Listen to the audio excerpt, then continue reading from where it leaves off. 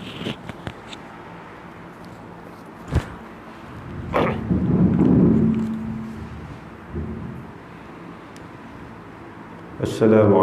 warahmatullahi wabarakatuh. A'udzu billahi minasyaitonir rajim. Bismillahirrahmanirrahim. Alhamdulillahi rabbil alamin, wassalatu wassalamu ala asyrafil anbiya'i wal mursalin wa ala alihi wa sahbihi ajma'in. Allahumma shalli ala sayyidina Muhammadin al-fatihi lima ughliq wal khatimi lima sabaq nasiril haqqi bil haqqi wal hadi ila siratikal mustaqim wa ala alihi wa sahbihi haqqa qadrihi wa miqdarihi al-azim. Allahumma 'allimna ma jahilna wa anfa'na bima 'allamtana waj'alna minal mukhlisin. Wa sallallahu ala sayyidina Muhammadin wa ala alihi wa sahbihi wa baraka wa sallam. Rabbi shrah li sadri wa yassir li amri wahlul 'uqdatam min lisani yafqahu qawli. Subhanaka la 'ilma lana illa ma 'allamtana innaka antal 'alimul hakim. Wala haula wala quwwata illa billahil 'aliyyil 'azim. Wala haula wala quwwata illa billahil 'aliyyil 'azim. Wala haula wala quwwata billahil 'aliyyil 'azim. أما بعد فإن أصدق الحديث كتاب الله عز وجل وخير الهدي هدي محمد صلى الله عليه وسلم شر الأمور محدثاتها وكل محدثة بدعة وكل بدعة ضلالة وكل ضلالة في النار. InsyaAllah malam ini kita sambung kuliah kitab Tafsir Nurul Ihsan kita ni. Bismillahirrahmanirrahim. Alhamdulillahi Rabbil Alamin. Segala puji-puji itu bagi Allah, Tuhan yang menjadikan sekalian alam daripada manusia dan jin dan malaikat. Jadi pada malam ini kita sambung kitab Tafsir Nurul Ihsan kita ni pada mentafsirkan suratul Fatihah, yang mana muqaddimah pengenalan bagi suratul Fatihah saya dah jelaskan sebahagiannya pada kuliah kita yang lepas. Di malam ini insyaAllah kita masuk pada mentafsirkan suratul Fatihah ini. Segala puji-puji itu, ini terjemahan bagi ayat daripada suratul Fatihah kita ni yang bermula dengan Alhamdulillahirabbil alamin ini. Segala puji-puji itu bagi Allah, yakni tertentu dan mustahaknya bagi Allah. Jadi dalam kaedah ilmu nahwu, lam yang masuk pada lillah ini boleh sebagai lam lil istihqaq, ataupun lam lil milki, ataupun lam tu lil ikhtisas. Nak dinyatakan oleh Allah Ta'ala di sini berkaitan dengan puji-pujian. Apa yang dimaksudkan dengan pujian-pujian ini? Pujian ini ulama mentafsirkan maksud puji-pujian ini iaitu sebutan yang elok di atas satu keelokan yang bangsa ikhtiari pada pihak memujikan mun'im. Asal ta'rif dia begitu. Maksud dengan puji ni iaitu sebutan yang elok, sebagaimana yang kita pelajari dalam kitab-kitab yang lain. Para ulama membahagikan puji-pujian ini kepada 4 jenis sebagai yang mana kita maklumlah. Puji qadim bagi qadim, puji qadim bagi hadis, puji hadis bagi hadis, dan puji hadis bagi qadim. Puji qadim bagi qadim, yakni Allah Ta'ala memuji dirinya sendiri. Dan banyak dalam Al-Quran Allah menyatakan sifat kepujian yang sabit mutlak hak milik Allah. Ini kita akan masuk kepada tafsiran ayat-ayat yang akan datang ni. Banyak lillahil wahidil qahhar, bagi Allah yang maha asa lagi maha perkasa. Allah memuji diri Allah, zat Allah Ta'ala sendiri. Itu pujian yang pertama, puji qadim bagi qadim. Yang kedua, puji qadim bagi hadis. yakni Allah memuliakan ataupun memuji makhluknya. Sebagai contoh dalam ayat yang Allah nyatakan, ni'mal abdu innahu awwab, sebaik-baik hamba aku itu iaitu Nabi Daud alaihi salam. Sebab Nabi Daud alaihi salam ni seorang hamba yang banyak bertaubat kepada Allah. Allah puji berkenaan dengan Nabi Daud dan puji nabi-nabi yang lain di dalam banyak ayat Al-Quran. Wa innaka la'ala khuluqin azim, sesungguhnya engkau hai Muhammad sungguhnya berada dan mempunyai akhlak yang begitu besar dan tinggi. Dan Allah puji baginda Nabi SAW. Itu pujian yang kedua, dia panggil puji qadim bagi hadis. Yang ketiga, puji hadis bagi hadis, makna kita memuji sesama-sama makhluk ini, sama ada kita puji kawan-kawan kita dan sebagainya. Sebutan yang elok, kita sebut sebutan yang elok di atas keelokan yang dia buat. Sebagai contoh, seorang yang pemurah, dan dia seorang yang pemurah, kita sebagai hamba Allah ini kita puji rajulun karim, dia ni seseorang laki-laki yang mempunyai akhlak yang cukup mulia. Itu dia panggil puji hadis bagi hadis. Yang keempat, puji hadis bagi qadim, iaitu makhluk memuji Allah. Sebagai mana dalam ayat ni, alhamdulillahirabbil alamin, Allah ajar kita ni supaya sentiasa atau memperbanyak memuji Allah. Dalam keempat-empat puji ni, ulama kata semua puji ni walaupun pada zahir kita puji sesama kita, tapi hakikat sebenarnya puji-pujian itu milik Allah. Ini dia panggil lamdil milki. Sebab keelokan kebaikan yang datang daripada manusia, semua kebaikan itu datang daripada Allah. Sebab tu para ulama kata lam di situ lam lil ikhtisas ataupun lam lil milki atau lam lil istihqaq, mustahak, sebenar yang patut kita lantunkan pujian itu bagi Allah. Di sini Allah nak menyatakan semua bentuk puji-pujian itu sebenarnya kembali kepada Allah, iaitu hak milik Allah. Sebab kebaikan yang manusia buat, apa sahaja yang manusia lakukan, perkara-perkara yang baik, amalan-amalan yang soleh dan sebagainya, sebenarnya semua perkara itu datang daripada Allah. Dan wallahu khalaqakum, Allah lah yang menjadikan kamu, wa ma ta'malun, dan apa sahaja yang kamu lakukan. Jadi kita ni, kebaikan apa yang kita buat, sama ada kebaikan itu kebaikan daripada sudut perkataan atau perbuatan, sebenar-benarnya kebaikan dan kebajikan itu hak milik Allah dan tertentu selayaknya dipuji itu adalah Allah. Sebagai contoh, tutup guru dulu dia buat bandingan, dan macam kita puji makanan-makanan yang sedap. Kita ziarah rumah kawan kita, isteri dia pandai masak, jadi kebetulan kita ziarah tu hampir waktu tengah hari dia masaklah dengan nasi lauk apa. Habis daripada masak, dia jemput kita untuk makan ni lah. Akhirnya bila kita makan-makan, sedap masakannya. Ambil kita kata gulai ni sedap sungguh. Dan kita puji pada zahir tu, kita puji gulai, tapi sebenarnya yang kita puji itu kawan tuan hak buat gulai tu. Sebab sedapnya gulai ni datang daripada si pembuat gulai.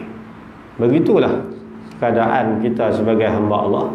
Apa saja kebaikan, keelokan yang dilakukan oleh kita, sebenar-benar yang layak mendapat pujian itu adalah Allah. Adapun puji sesama kita ni di dalam kitab-kitab yang lain disebut, adakah diharuskan kita memuji sesama makhluk? Para ulama, Al-Imam Al-Ghazali mengatakan, sekiranya pujian yang kita sebut itu tidak menyebabkan orang yang dipuji itu menjadi ujub ataupun takabur, dibolehkan saja. Kan harus, kalau seandainya kita puji menambahkan semangat dia, itu lebih baik kita puji. Sebagai contoh, anak-anak kecil, anak-anak kita yang kecil, kita panggil, kata mai tulis ayah nak tengok, cuba lukis tengok. Dia lukis-lukis boleh lah gagah seorang budak-budak. Dia kata, amui elok sungguh abang buat ni, elok sungguh ni. Dia minta atas kosong lagi banyak. Puji kita itu untuk merangsangkan dia lagi melakukan ibadat. Tapi andainya puji-pujian yang kita sebut tadi ini menyebabkan seseorang tu menjadi ujub, itu puji begitu Imam Ghazali kata menjadi haram. Apatah lagi kita memuji di atas maksiat, ini lagilah dilarang oleh agama kita. Sebab tu zaman Imam Hasan Al-Basri, ada seorang abid ini kuat melakukan ibadat. Dan tiba-tiba sahabat dia ni tengok dalam keadaan kawan dia ni orang baguslah orang. Dia pergi puji, dia kata hang bagus, dia kata. Tak ada orang boleh challenge hang dalam buat ibadat. Imam Hasan Al-Basri kata waihaq. Celakalah kamu, qatakta unuqahu, kamu telah memotong leher kawan kamu. Jadi bila dipuji, mana manusia yang kita puji ni bukan sama. Kadang-kadang orang yang kita puji ni, puji ke tak puji dia duduk macam tu lah. Tak terjejas dia punya amalan dia, kerja buat dia tak terjejas, hal ni harus puji. Tapi kalau kita puji menyebabkan dia naik satu macam, hal ni haram. Tambah pula kawan kita ni makan jet kan. Makan jet ni sama-sama kita jet baik, dia kata ni hang nak makan apa kan. Kalau kata pi pun aku bayar. Kalau lagu ni haram. Apatah lagi kalau kita puji menyebabkan dia menjadi ujub, ini diharamkan oleh para ulama. Tapi seandainya pujian yang kita puji tadi tidak menjejaskan dia pun, maka diharuskan puji. Kadang-kadang baik puji. Sebab dalam kitab-kitab hadis disebut Nabi SAW sendiri pun pernah memuji para sahabat. Dalam hadis yang Nabi SAW puji, Nabi kata kat Sayyidina Umar, Inna Allah ja'ala al-haq ala lisani Umar. Dalam hadis Imam Tirmizi sebut Allah menjadikan kebenaran itu di atas lidah Sayyidina Umar. Banyak peristiwa di dalam kitab ulum Quran, sebab-sebab diturunkan ayat Quran ini sebagaimana kata-kata ataupun kehendak daripada Sayyidina Umar. Akhirnya Allah turunkan sebagaimana Sayyidina Umar sebut. Ini kebenaran para sahabat. Sampai Nabi sebut lagu tu. Pernah dalam hadis Nabi kata dekat para sahabat, kehebatan Sayyidina Umar Al-Khattab ini. Nabi kata, Inna syaitan la yafriku min dhilli Umar law salaka Umar fajan salaka syaitan fajan akhar. Nabi kata, yang kata Umar Al-Khattab ini, Nabi kata, inna syaitan, sesungguhnya iblis syaitan, la yafriku min dhilli Umar, setiap hari memohon doa minta supaya tidak bertemu dengan bayang-bayang Sayyidina Umar. Bukan kata tak jumpa tubuh badan Sayyidina Umar, bayang Sayyidina Umar pun kalau boleh tak mau coba. Punya takut iblis ni dekat syaitan. Sampai tahap mana? Nabi kata, lau salaka Umar fajjan, kalau Sayyidina Umar melalui satu lorong-lorong di celahan rumah, salaka syaitan fajjan akhar, syaitan akan tuang pergi lari lorong lain, tak mau pergi coba. Ini kedudukan yang istimewa, yang tinggi di sisi Allah, kedudukan Sayyidina Umar, sahabat yang masyhur. Nabi puji, depan Nabi puji. Tapi pujinya para sahabat pun tidak menjejaskan iman. Malah ibadat mereka sama, duduk tinggi kemas itu. Rasulullah kata Abu Bakar fil jannah wa Umar fil jannah. 10 orang sahabat yang masyhur, rajulun mubasyirun bil jannah. Para sahabat tetap kuat dalam beribadat. Kita nak ukur kedudukan kita ni tentang, seandainya nak tahu sama ada kita ni betul-betul kedudukan kita ni stabil ke tak, kalau dinyatakan kita sebagai ahli syurga dah, agak-agak kita nak pulun beribadat dah. Kalau Tuhan kata andai, seolah-olah kita kata antardu taqdir lah, kalau dah disenarai kita sebagai ahli syurga, perasaan sembahyang tak banyak tak apa dah. Tanya awak tak sembahyang banyak, syurga dah Kalut di mana, hadap kalut tak tahu halau ni. Itu kedudukan kita begitu. Sayyidina Umar sampai ke habis umur begitu. Malah dalam kitab Al-Imam Abdul Wahab Asy-Sya'rani dia cerita, sewaktu Sayyidina Umar, walaupun Nabi SAW memuji dengan pujian yang banyak, dan kitab-kitab hadis disebut, di penghujung umur Sayyidina Umar, sewaktu dia ditikam oleh Abu Lu'lu'ah An-Nasrani, 4 hari baru Sayyidina Umar meninggal. Dalam keadaan dia sakit begitu, Sayyidina Umar pernah teriak. Sayyidina Umar kata, laitani lam talidni ummi, laitani anni sya'ratan fi sadri Abi Bakrin Sayyidina Umar kata, aku mengharapkan aku tidak pernah dilahirkan oleh ibuku. Orang tanya, sebab apa Khalifah Amirul Mukminin kata begitu? Sebab aku takut untuk berdepan dengan hari perhitungan di depan Allah. Tu Nabi puji dia sebagai ahli syurga lah. Orang lagu ni kalau puji pun tak apa, kan? Tak puji pun tak apa. Kalau lagu ni boleh puji lah. Sebab kawan-kawan kita ni pun kan kadang-kadang ada, bukanlah sini tarik lah, kan ada kalau jenis puji sikit lah, mau kata selang sikit juga, dia bebai pi tu pi dengan yang 14 tu kan. Kalau jenis tu puji kita pun tak ikhlas, kan, tak menghasilkan pahala, apalah memuji kita tu pula merosakkan dia, dan hal tu diharamkan. Itu kalau puji sesama makhluk kita. Adapun puji Allah Ta'ala memang dianjurkan kita puji Allah dengan sebanyak-banyaknya. Inna Allah yuhibbu an yuhmada. Allah Ta'ala amat mengasihi hamba dia yang banyak memuji Allah. Dan fi kulli halin wa fi kulli makanin, pada setiap masa dan setiap ketika. Sama ada keadaan kita ni keadaan yang baik ataupun keadaan yang buruk pada Allah. Dan banyakkan kita ni memuji Allah. Ini antara kelebihan dalam bab fadilatul hamdi wa syukri. Segala puji-puji itu bagi Allah, yakni milik bagi Allah Ta'ala. Jadi walaupun pujian yang dilontarkan sesama makhluk, namun pada hakikatnya semua pujian-pujian itu adalah milik bagi Allah. Sebab semua apa yang ada semua adalah milik Allah. Dan kita makhluk Allah, batu kayu makhluk Allah, harta benda dan sebagainya, semua pemilikan mutlak bagi Allah Ta'ala. Siapa yang kata Allah Ta'ala ni Tuhan yang menjadikan sekalian alam, dan badal pada kata Allah. Allah ni nama bagi Tuhan, dan Tuhan tu zat Allah yang maha agung tu lah. Dari zat tu bernama Allah. Wa indana asma'uhu tauqifiyah. Di sisi kita ahli sunnah wal jamaah, nama-nama Allah ini adalah amrun tauqifi. Apa amrun tauqifi? Sesuatu urusan yang terhenti di atas ajaran daripada Nabi SAW. Bukanlah nama Allah ni satu nama yang dipilih oleh siapa-siapa.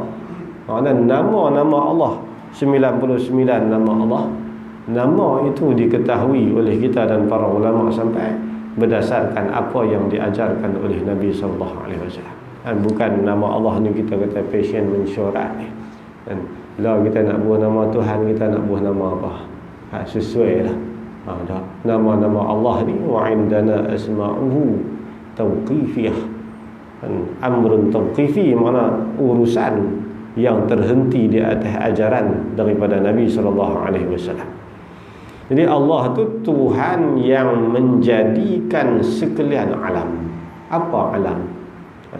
Alam ini sama dengan makhluk, ataupun dalam lain ibadat disebut perkara yang mungkin. Dalam ilmu tauhid, makhluk-makhluk ni disebut sebagai perkara yang mungkin, iaitu sesuatu yang boleh ada dan boleh tiada. Kalau Allah kehendak nak menjadikan kita, Allah jadikan. Kalau Allah tak mau menjadikan makhluk, maka makhluk ni tidak ada. Dan malah makhluk ni terhenti di atas kehendak, iradat dan kudrat Allah. Kalau Allah menentukan kita ni nak dijadikan, maka Allah jadikan. Itu kedudukan makhluk ni sebagai perkara yang mungkin, bukan perkara yang wajib dan bukan perkara yang mustahil dalam ilmu tauhid. Jadi di sini diibaratkan dengan alamin, sebab diterjemah kepada alamin ni jamak muzakkar salim.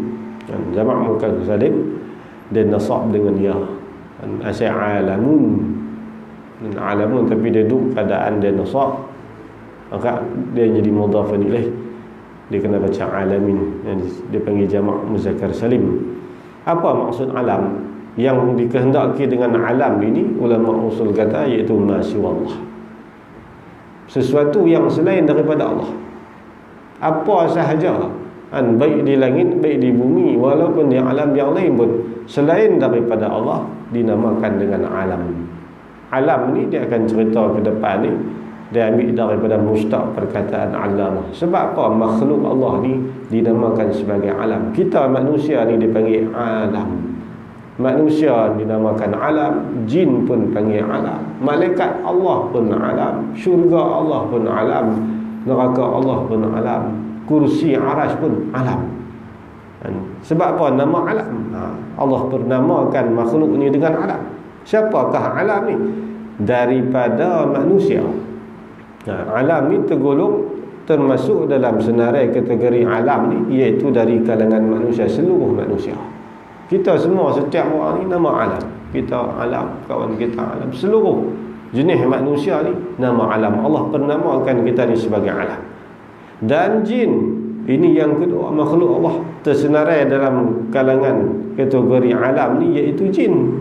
Dan malaikat, seluruh malaikat Allah, dan segala binatang darat dan laut dan langit bumi dan lainnya, lain daripada itu, kursi, arash, kesemua tu dinamakan dengan Allah.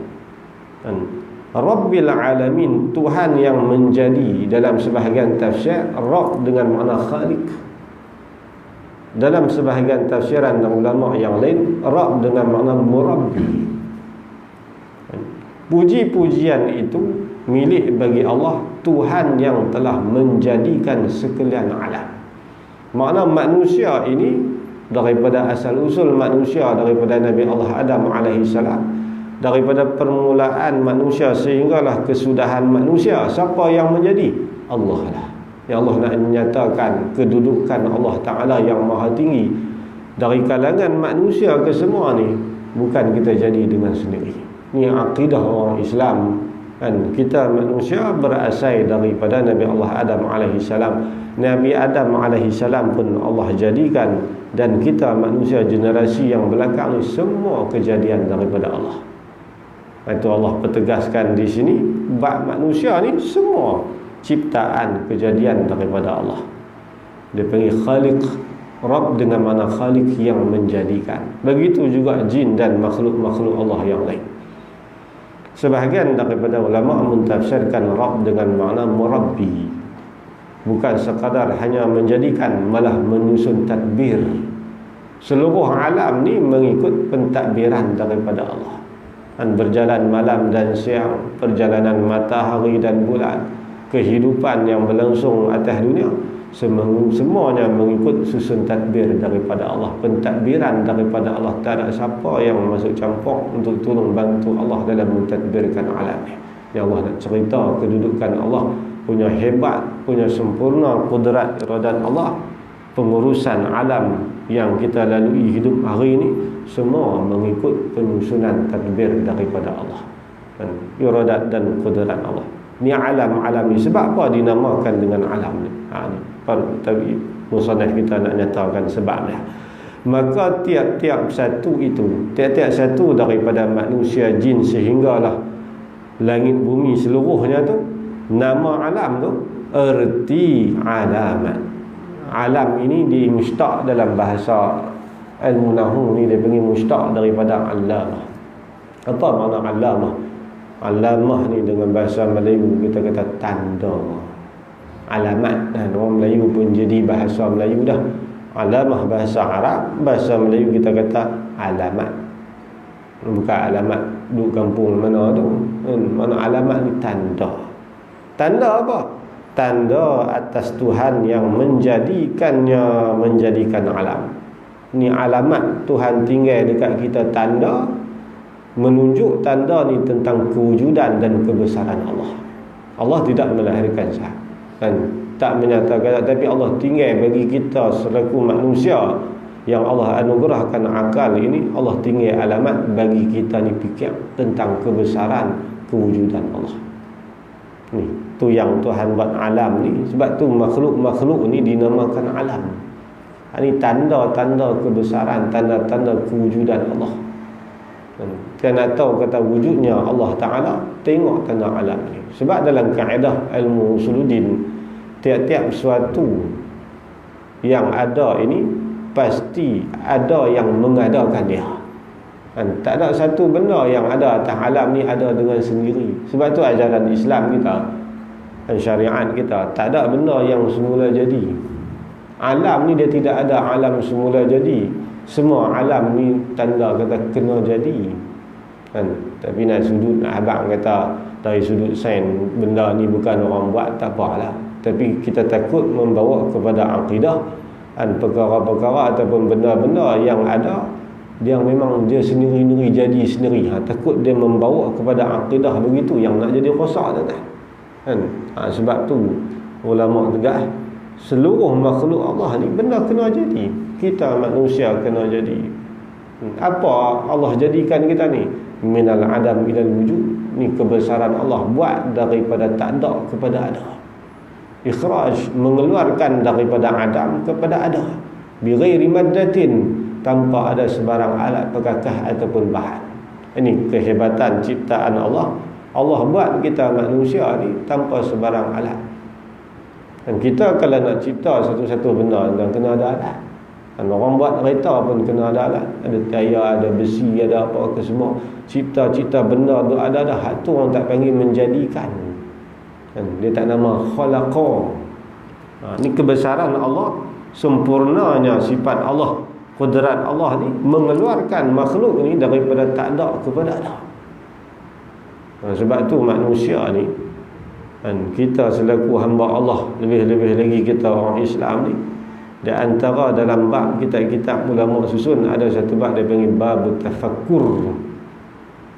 Satu bab yang dianjurkan sebagaimana Imam Ghazali kita ni, kita ruangkan dalam hidup kita ni ada satu masa kita tafakkur. Tafakkur ni kita memikir. Fikir apa? Antara perkara yang dianjurkan kita ni supaya kita hampir dengan Allah, kita memikirkan tentang kebesaran Allah. Dan tengok sesuatu benda walikulli a'jubatin masya-Allah. Apa-apa benda yang mengagumkan kita, dan kita kata masya-Allah. Jadi setiap benda yang ada, lebih-lebih lagi benda yang mengagumkan kita, manusia ni disuruh kita fikir, adakah perkara tadi ni jadi dengan sendiri tanpa ada yang menjadikan? Ni Allah nak beritahu supaya perhubungan kita dengan Allah ni ada. Dan kadang sebahagian daripada manusia ni dia mencari-cari Tuhan tak jumpa. Sebab dia tak perhati tanda-tanda yang Allah tinggal. Dan sebab dia perlu menggunakan akal. Kita kena fikir, fanzur ila nafsika summa taqili lil alami al-ulgi summa sufli tajid bihi sun'an badi'al hikami lakin qama bihi dalilul adami. Dalam matan Jahrah sebut fanzur ila nafsika summa taqili. Yang pertama sekali kita fikir tentang diri kita. Antara perkara yang para ulama nasihat kita ni, fanzur ila nafsika summa taqili. Mula-mula kita fikir secara detail, secara halusi tentang kejadian hidup kita. Kita daripada tak ada dilahirkan atas dunia, akhir daripada kecil, daripada tak boleh berjalan sampai boleh berjalan, daripada boleh berjalan kita boleh berlari, daripada berlari kita dah pandai, dah buat urusan sendiri, sehinggalah kita lalui hidup kita setahun demi setahun sampai satu masa ni kita menjadi tua. Adakah Allah Ta'ala jadikan kita ni begitu saja? Adakah kita ada mengikut hukum alam begitu ya? Dan Tuhan tak kita lahirkan kita atas muka bumi hanya sekadar nak hidup begitu saja Allah. Ni yang Allah sebut alhamdulillah. Ingat, kita ni tak terlepas, semua kita ni termasuk daripada makhluk Allah. Adakah Allah cerita begitu? Dan adakah setiap benda yang kita ingin tu benda tu akan jadi? Tu dia nak suruh kita fikir tentang sangkutan kita seorang hamba dengan Allah ni, dan kedudukan kita seorang hamba Allah ni terang mana. Ulama kata fikir tentang diri kita. Contoh lagu ni lah kata, kan, sakit tak larat ni manusia mana mau. Kalau tanya secara peribadi siapa pun tak mau. Kan, bab sakit, bab tak larat tu kalau boleh kita tak mau. Tapi kalaulah kita ada keupayaan, tahan jangan bagi jadi tua. Tuhu saya dulu dia kata, kalau nak tunjuk kata hebat sangat kita, dia kata tahan jangan bagi jadi tua dah. Meniti usia kita akan menjadi tua dah. Uban boleh gagah buhdai bagi hitam, tapi tang tua tak peraya ubat. Tak ada ubat. Ada dua penyakit yang Nabi kata tak ada ubat. Yang pertama haram, iaitu penyakit tua. Yang kedua maut, mati, tak ada ubat. Hal lain penyakit apa pun ada ubat, cuma jumpa orang dak tentang ada ubat. Nabi kata ada likulli da'in dawa. Setiap penyakit ni dia ada ubat, cuma kita jumpa ke tak lagi. Tapi dua penyakit ni Nabi kata tak ada ubat. Yang pertama tua tak payah. Kalau kita ni tak fikir lah tuan-tuan, kan? Hidup langsung ikut lagu tu. Tapi ada akal yang waras yang fikir, kita fikir, adakah Allah jadikan kita ni begitu saja? Ada tugas tak yang Allah bagi dekat kita? Ini ulama kata, fanzur ila nafsika summa taqili. Kemudian bila lihat keadaan diri kita, pindah pula tengok kepada alam yang lebih tinggi, kan? Alam langit ke, alam bumi, kehidupan laut ke, mana-mana kejadian atas muka bumi ni banyak, tuan-tuan. Dan benda-benda yang luar biasa, benda-benda yang pelik. Allah suruh kita tengok. Sampai dalam Quran pun suruh kita pergi berjalan. Jalanlah atas muka bumi Allah ni. Dan fasiru fil ardi fayanzuru kaifa kana aqibatul ladzina min qablikum. Tuhan kata berjalanlah atas muka bumi Allah ni. Tengok, kaji, tengok sebahagian daripada umat-umat dulu yang mereka ni melakukan kezaliman, akhirnya Allah binasa begitu. Suruh kita ambil iktibar. Setiap perkara yang berlaku ni suruh manusia ni ambil iktibar. Walau kita tengok kejadian kita bagaimanapun, kejadian alam yang begitu hebat sekalipun, ulama kata fanzur ila nafsika summa taqili lil alami al-'ulyi summa sufli. Akhir keputusan para ulama kata tajid bihi su'an badi'an hikami. Kamu akan mendapati begitu indah dan hebat kejadian Allah. Dan kita tengok, lebih-lebih kalau kita pergi ke laut, nak tahu kejadian muka bumi Allah ni cukup hebat. Duduk atas kapal terbang lah. Kita duduk atas kapal terbang ni, kita tengok keadaan, hebat kejadian ni. Keadaan gunung ganang ni. Dan setiap perkara yang berlaku, setiap benda yang ada ni, kita boleh ambil iktibar. Lakin qama bihi dalilul adami. Itu semua menunjuk kata makhluk yang kata alam ini berasal daripada tak ada. Allah jadikan dengan begitu hebat penciptaan Allah. Ini banyak ditegaskan oleh Allah dalam ayat-ayat yang akan datang. Ini semua perkara ni menjadi alamat adanya Allah dan menunjuk kebesaran Allah. Tanpa ada siapa campur tangan dalam menciptakan makhluk ni. Ini nak menolak sebahagian fahaman etis yang mengatakan tidak wujudnya Tuhan ni. Hadis ini Allah bagi, Allah tegaskan alhamdulillahirabbil alamin. Puji-pujian bagi Allah yang menciptakan dan mentadbirkan seluruh alam. Dan cari Tuhan tak jumpa. Betul ulama buat contoh di sini, nak menunjuk kata kewujudan adanya Allah seperti tahi lembu, alamat ada lembu. Ini dalil bagi kewujudan. Dia nak bagi contoh ni, contoh li taqribil fahmi lah. Musannif kita ni dia buat amal contoh lembu, untik lembu ni pasal dia orang Melayu. Kan? Kalau lah kita tengok kita Arab, tak ada lah kita Arab kata tik lembu tu kan, sebab belah Arab ni lembu tak berapa, unta banyak. Jadi musannif kita Syekh Sa'id ni dalam muqaddimah dulu saya sebut, salah seorang daripada qadhi di Jitra dulu ni orang Kedah, cakap bahasa orang kata apa, bagi contoh-contoh benda yang ada di tempat dia lah. Dan jadi orang kampung ni sebut lembu ni senanglah sikit kan. Jadi dia kata tengok contoh, dia kata kalau kita jumpa tik lembu, apa yang kita faham di situ? Menunjukkan di situ ada lembu. Ini dah memang dah jadi sebati kita punya automatik ni gitu lah. Sebab kita masuk hutan lah tuan-tuan. Kan masuk hutan, tengok-tengok ada tik rimau tuan-tuan. Agak-agak kita nak lajak masuk ke kena balik. Kalau orang yang mempunyai akal yang waras, dia tengok-tengok tik rimau baru lagi ni, duduk panas lagi, kuit kawan jom lah balik. Kalau tak cerdik ni dia kata apa? Buat tik siapa? Bukan tik rimau. Tik lain, rimau lain. Pi juga kan? Pi juga arwah lautan tu kan? Itu bandingan poetis ni, cari Tuhan tak jumpa. Yang sedangkan ciptaan Allah ni duduk jelas. Macam orang jumpa tik lembu, tik rimau tadi kan, dia kata buat tik. Kita kata lah tak tahu ke tu dia baru berak, buat baru berak kan. Dia punya tu kedudukan akal fikiran dia kan. Bila dia tak nampak kebenaran, dia tak boleh nak suluh dengan akal dia. Kita sendiri pun kan, kata tuan-tuan saya pun seorang tu, kalau masuk hutan nampak tik rimau, kono kan. Bila duduk tengok ni baru ni, tak ada 5 minit lagi, kono kita duduk gagah apa dia duduk dalam tu kan. Tapi hal tu kita cepat faham. Tapi bila tengok makhluk ni, pasal apa kita tak nampak Allah? Ni kan, ni yang para ulama nak peringat kita ni. Kita tengok alam, tengok diri kita ni, kan kita ingat kebesaran Allah, kita ingat tentang kewujudan Allah.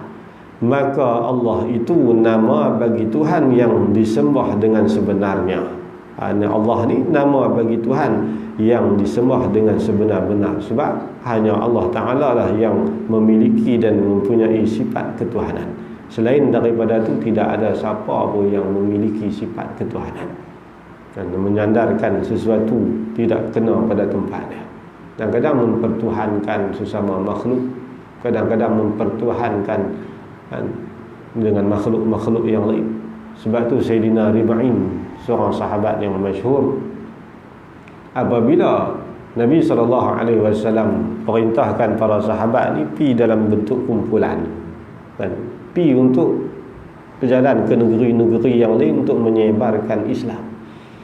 Dalam satu kumpulan yang diketuai oleh Sayyidina Rib'in, dia pergi masuk dalam kerajaan Rom, Parsi.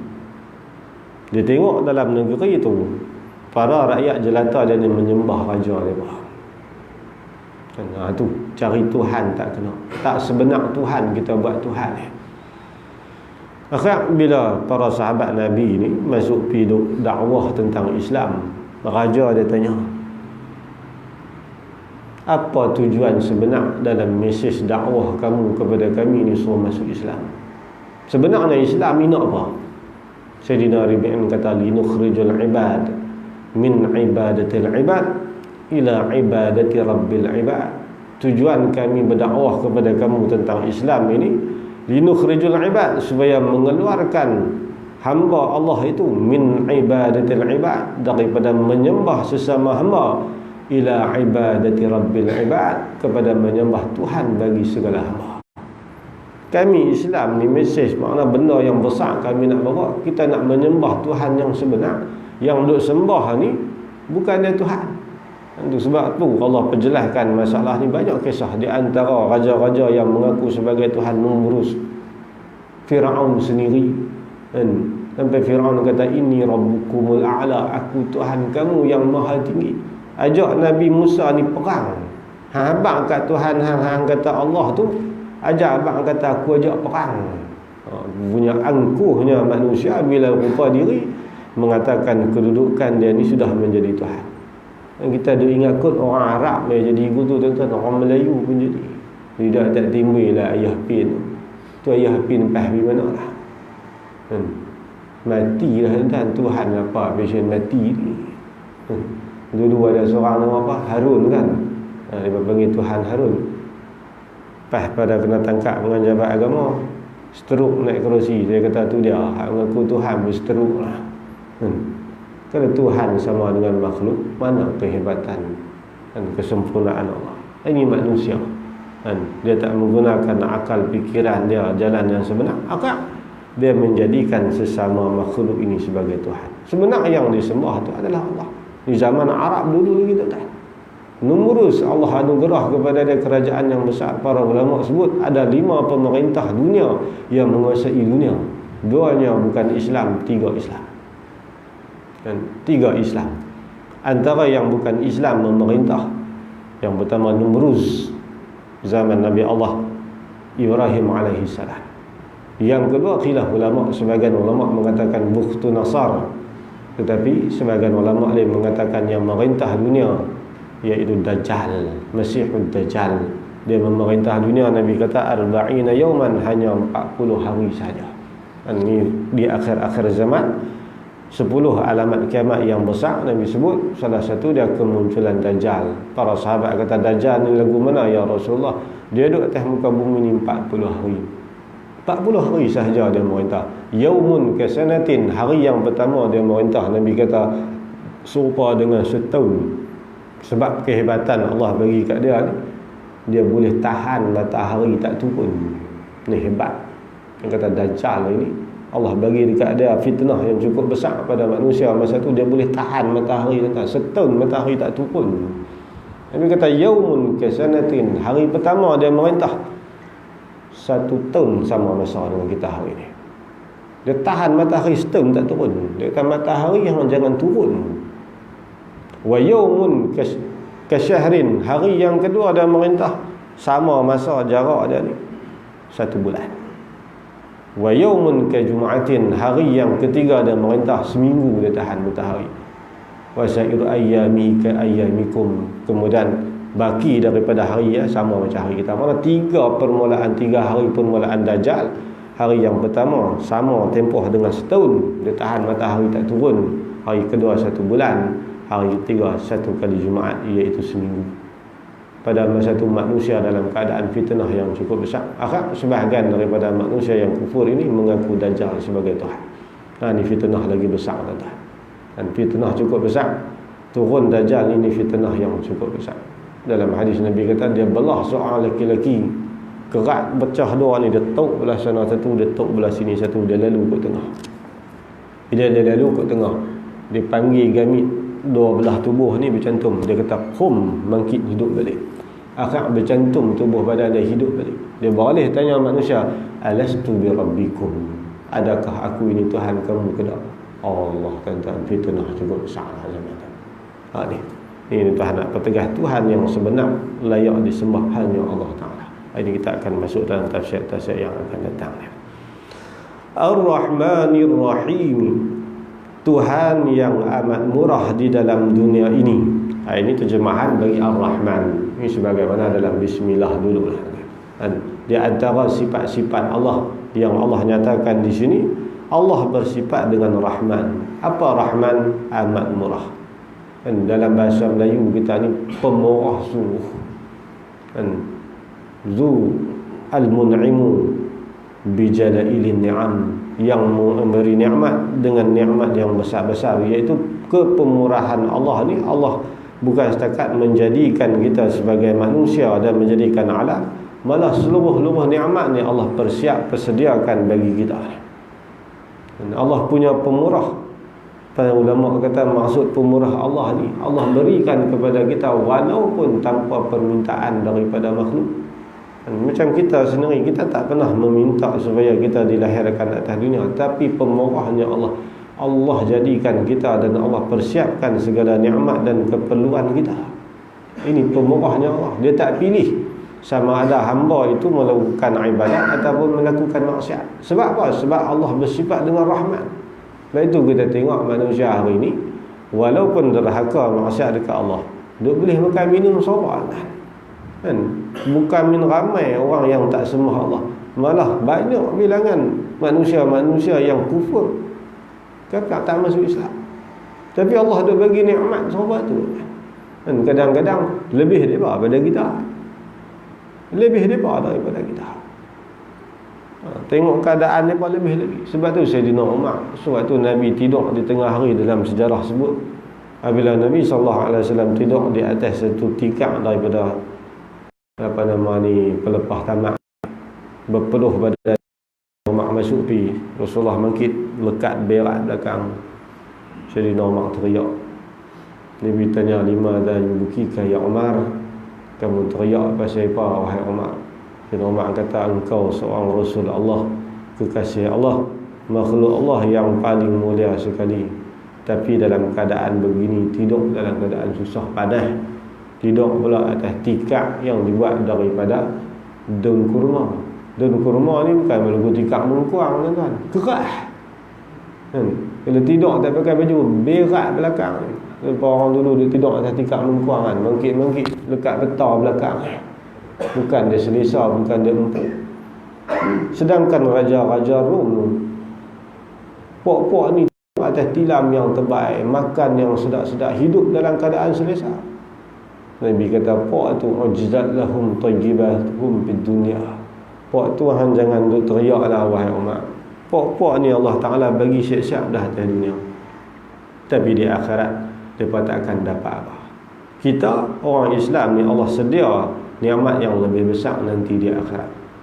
Ni nak abang kata sifat Allah yang Rahman ni, sampai sepatutnya kita katalah, kalau kita kata hak taat ni sudahlah bagi nikmat kan. Hak puak tak mau sembahyang tu sudut bagi bang kan. Tak sembahyang subuh mungkin bagi nak makan tak boleh, hang mau duk ajak lagu tu kita. Tapi Allah Ta'ala ni dia punya pemurah kat hamba dia, tak sembahyang pun mangkit makan 2-3 pinggan sampai tu. Dan kadang-kadang lebih daripada kita hari, kita 2, dia 5. Ni rahmannya Allah atas dunia ni, sifat Allah nyata atas dunia. Hambuk sungguh-sungguh. Bahasa kita. Tapi ingat, Ar-Rahim ni ancaman. Allah akan pilih hamba yang dia kasih ni, yang tertentu di kalangan orang mukmin sahaja di akhirat, untuk diberikan nikmat. Atas dunia siapa saja, siapa buat, Tuhan bagi. Siapa usaha, dia bagi. Biqadril kaddi tuktasabul ma'ali, faman ramal ula sahara layali. Ulama kata, kesenangan, kesedapan hidup kita ni mengikut susah payah, jerit payah kita atas dunia. Kalau kita boleh, Tuhan bagi sama. Orang Islam kata Islam, Tuhan bagi. Kalau kita usaha akhirat, Tuhan bagi. Ini sifat Allah, dia tak pilih. Sebab Allah diuji Allah dengan bala, kita nak kembali dah kepada Allah. Sebab tu orang-orang yang beriman, kalau dia mendapat nikmat lagu mana pun dia ingat, sebenarnya nikmat yang dapat kat kita hari ini ujian daripada Allah. Nabi Allah Sulaiman alaihi salam, sebab tu Nabi Sulaiman dengan segala pembendaraan pemerintahan dia yang cukup hebat, di akhir pemerintahan Nabi Allah Sulaiman, umat dia tanya, wahai Nabi Allah, kehebatan Nabi Allah dalam sudut pemilikan ni tak dapat dinafikan. Maka kehebatan Sayyidina Nabi Sulaiman ni, dia merintah bukan setakat manusia, jin dia perintah lagi, binatang-binatang semua dia perintah. Dia punya perintah dalam kitab tafsir sebut, dalam surah An-Namli, dia perintah Pak Ifrit ni buat tikar terbang. Buat tikar terbang. Tikar terbang ni dalam tafsir dikatakan jarak dia punya besar, dia punya keluasan dia ni puluh batu, kan? Bukan setakat buat tikar besar masjid ni, buat tikar ni ratus batu. Dia bawa lebih kurang 5 daripada rakyat jelata dia di kalangan manusia, salah satu dia bawa jalan satu dunia untuk melihat kebesaran Allah. Satu sampai dalam surah An-Naml cerita akhir, apabila kerajaan yang diperintah di Yaman, kerajaan Bulqis, akhirnya jatuh dalam tangan Sayyidina Nabi Allah Sulaiman. Umat dia tanya, apa rahsia di sebalik kejayaan Nabi Allah ini? Nabi Sulaiman seorang yang beriman, dia jawab apa? Dia kata, hadza min fadli rabbi, ini semua adalah limpah kurnia Allah kepada aku, liyabluwani ashkuru am akfur. Allah nak uji aku sama ada aku nak mensyukuri nikmat Allah atau aku kufur kepada nikmat Allah. Ini berbeza dengan orang yang tak beriman. Dan orang yang tak beriman, kalau ditanya dia apa rahsia kejayaan dia, dia kata ini adalah hasil daripada susah payah saya. Qarun, orang tanya dia, yang kata kaya sampai terani ni, dia punya peti besi dia, anak kunci saja 40 ekor unta bawa, bukan bawa kereta lagi.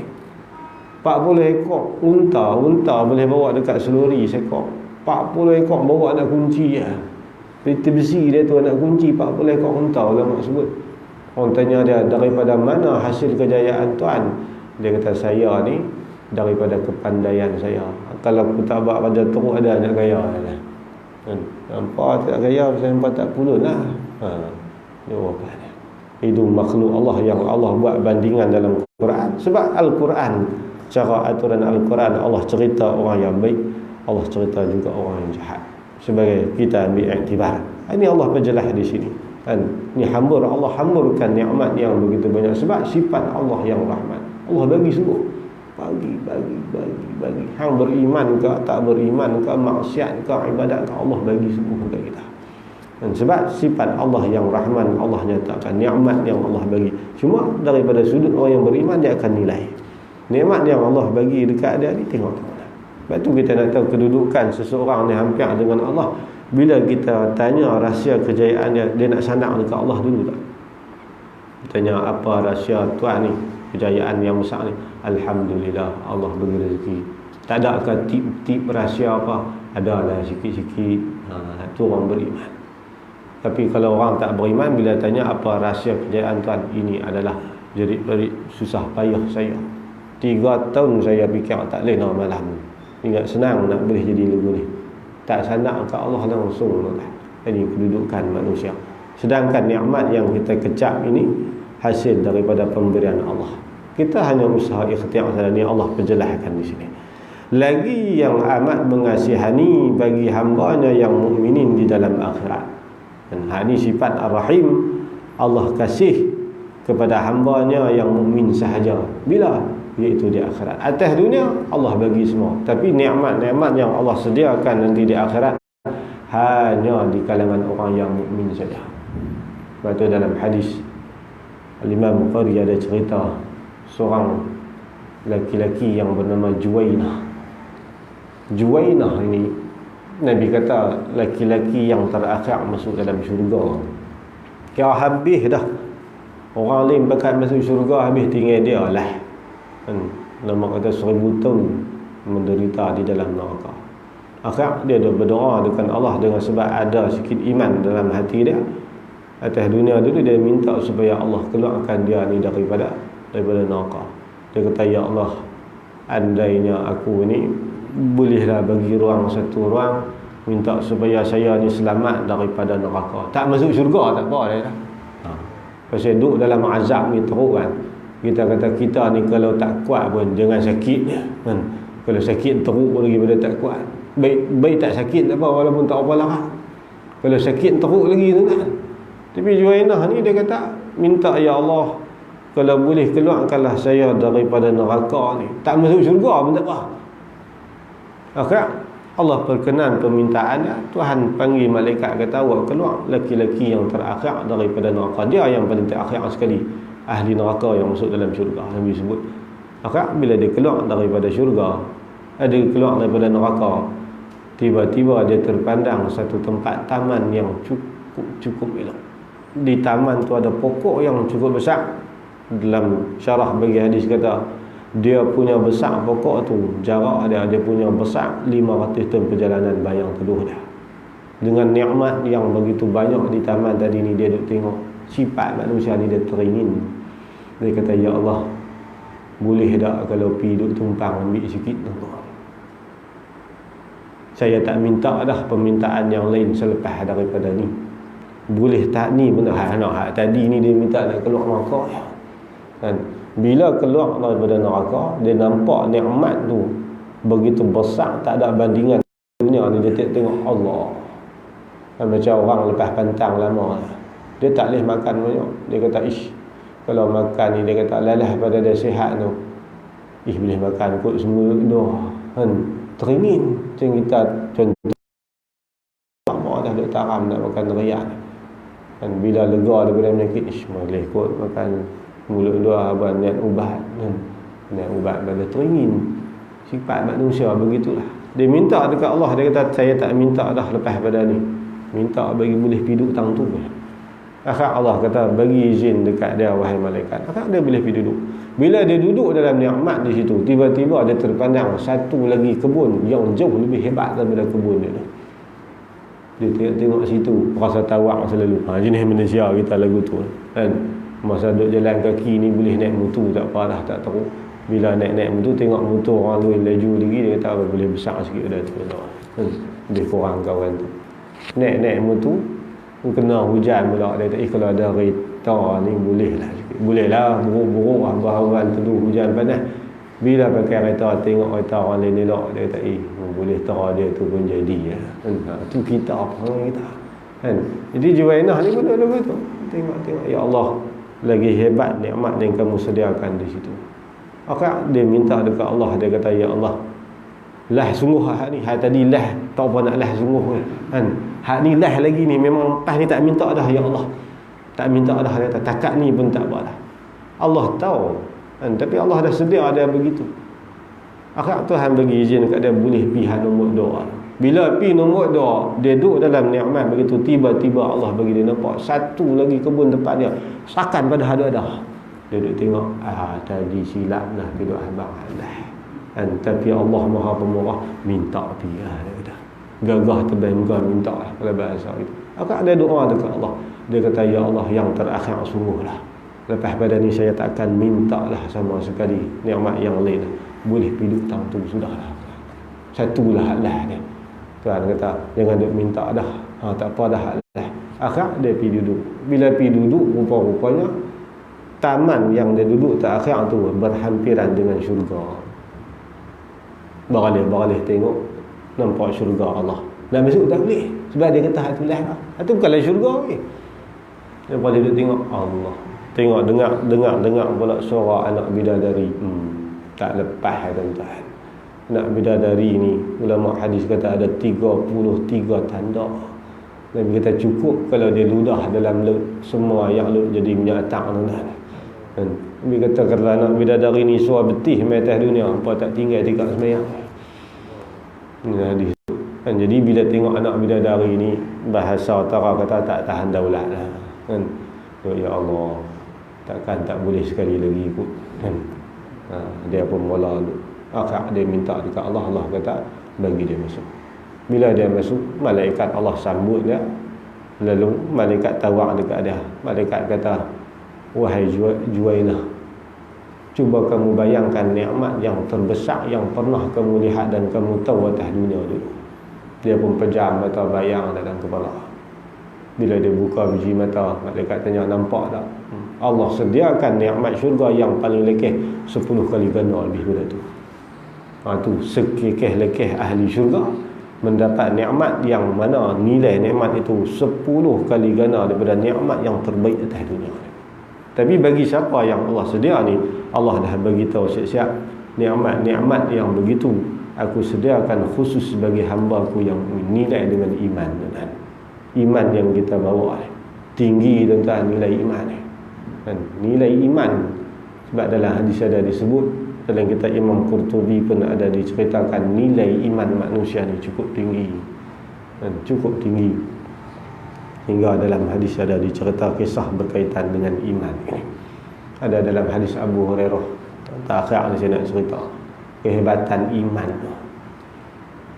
Ada seorang lelaki ni meninggal. Kemudian Allah perintah 2 malaikat ni suruh picit tengok apa amalan hak dia buat atas dunia dulu. Malaikat ni pun mailah di belah hujung kepala. Tengok-tengok belah kepala tu dia, dosa kepala ni cukup banyak. Malaikat seorang ni kata tu dia kepala dia. Dosa saja tak ada, langsung dia fikir hak benda nak buat baik, dia fikir nak buat dosa, buat jahat dia. Dia kita tengok tang biji mata dia pula. Tengok tang mata. Bila malaikat cek balik tang mata, mata yang Allah bagi kat dia ni, dia tak pernah buat ibadat pun, nak tengok Quran, nak tengok benda-benda baik dah. Duk tengok maksiat, duk tengok benda-benda hak tak elok. Sepanjang umur dia begitu. Malaikat kata tang mata pun tak ada langsung ni ke mana. Kita tengok pula tang telinga dia. Cek dalam telinga dia, amalan yang dia buat atas dunia ni, dia kerja dengar maksiat. Kau nak dengar benda-benda baik tak langsung ke tak? Quran ni tak mau dengar langsung. Malaikat kata tak ada langsung ni. Dia kita pergi tengok tangan kot-kot dah kot dia sedekah sekupang dah. Tangan pun tak ada, tuan. Dia kerja curi hak orang. Dia curi hak orang pun penabuh orang. Tangan dia sepanjang hidup dia begitu. Malaikat kata jom kita cek tang kaki pula. Kaki apa tu tak ada langkah habis masjid dengan sudah dia kerja duk pergi karaoke kelab malam. Mati dalam keadaan begitu. Okay? Malaikat pun kata tak tahu nak cari apa, sampai tak ada baik ini ke mana. Lapor pada Allah, ya Allah, hamba-Mu sipulan bin sipulan tak ada langsung baik ya Allah. Daripada ujung kepala sampai ujung kaki maksiat semua. Tuhan kata ada, cuma picit dalam mulut dia. Akak malaikat ni picit dalam mulut. Waktu dia mati tu lidah dia tungkat ke langit. Kan orang yang mati la ilaha illallah, Allahu akbar, lidah dia tungkat. Tuhan kata saksilah oleh kamu, aku ampunkan segala dosanya dan masukkan dia dalam syurga. Ini rahmat Allah. Dan ini kata yang rahmat Allah, tapi nilai perlu dibayar dengan iman. Ini yang kata Allah sediakan nikmat-nikmat di syurga itu dan hanya khusus bagi hamba-hamba ada yang mukmin di akhirat. Ini nilai iman seseorang yang iman adalah. Betul orang yang beriman ni kita tak boleh pandang sini selekeh. Walaupun dari sudut pandangan mata kita mungkin dia serba kurang. Nilai iman dalam hati dia ni cukup besar. Lebih tepuk dada sahabat Salman Farisi, iman hauna, iman hauna, iman Salman di sini iman. Dan ini nilai iman yang besar. Ini Allah tegaskan dalam ayat Ar-Rahman Ar-Rahim. InsyaAllah kita akan sambung pada firman Allah Maliki Yawmiddin. Wallahu subhanahu wa ta'ala. Bismillahirrahmanirrahim. Alhamdulillah rabbil alamin. Salatu wassalamu ala asyrafil mursalin wa ala alihi wa sahbihi ajma'in. Allahumma anfa'na bima 'allamtana وانفعنا وارزقنا علما ينفعنا وزدنا علما. الحمد لله على كل حال ونعوذ بك من حال أهل النار. اللهم إنا نعوذ بك من علم لا ينفع ومن قلب لا يخشع ومن عمل لا يرفع ومن دعاء لا يسمع. نعوذ بك من هؤلاء الأربع. وصلى الله على سيدنا محمد وعلى آله وصحبه وبارك وسلم والحمد لله رب العالمين. تقبل الله منكم